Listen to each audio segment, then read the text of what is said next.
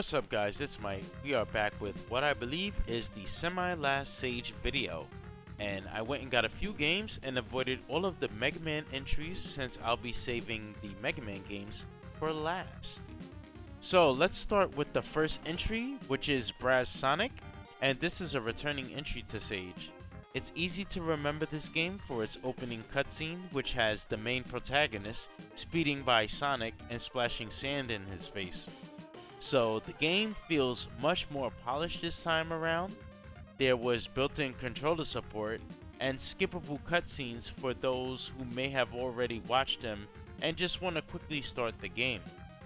So the moveset for BrazSonic is a spin dash and a useful air dash, and you can use this air dash to quickly gain momentum, jump over large gaps, as well as attack enemies. So most of the enemies in this game are human and appear to be criminals with guns. So the setting of this game is nice and beautiful. It's a combination of like the city and the forest. So I like the way the stages are decorated with apartment buildings and palm trees. So I give this game a thumbs up for these reasons, as well as the huge improvement that the game has made since its last appearance. Next is Cave Story: The Desolate. This game starts off similar to the original Cave Story, or it might even be the same. So I have played and beaten the original Cave Story game, but it was so long ago I can't remember anything about it except carrying this girl through the water as quickly as possible so she didn't drown. And also the boss was like really annoying because he put like a whole bunch of energy blast on the screen. So this game was rough for me. I feel that the character was very slippery and it made some of the most simplest jumps very difficult.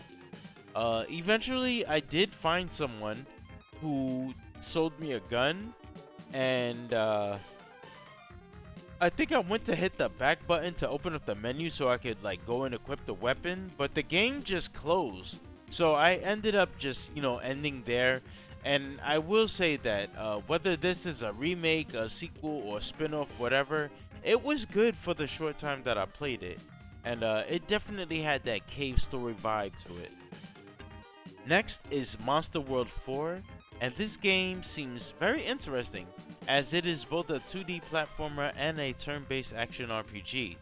So you'll be playing as some girl whose name I actually cannot remember, and you'll have this small animal friend that will follow you. So you can pick him up and he will allow you to like double jump and descend from the air slowly.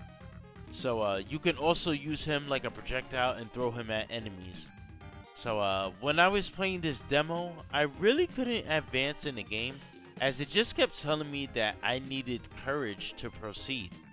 So I'm searching through the stores and checking the stage, when all of a sudden I kind of like slip off a cliff and fall to what I thought would be my death, but instead the game turns into a turn-based RPG with tabs that let you choose different methods of attacks, like melee and magic.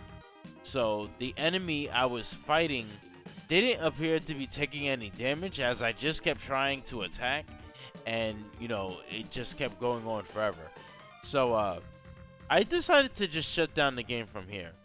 The game didn't have controller support, yet it does say press start on the title screen, and that really annoyed me. But I will say that the game overall just looks really good. Next is Bumper Engine V2, and it's like a Sonic the Hedgehog test game. It has 3 levels to choose from, and Sonic has a lot of moves that he can do in this game, like all of the basics, plus quick stepping, light dash, and drop dash, just to name a few. The boost is not present in this game, nor is it needed. In fact, you would probably end up killing yourself most times, as the turning and drifting in this game are pretty weak. Sonic feels really heavy in this game, which is probably a big reason for it being so difficult to turn. But that is probably the only negative thing that I have to say about this demo. The tutorial stage is well designed. It is so top notch. It gives you a great way to learn the abilities that you have as well as how to use them.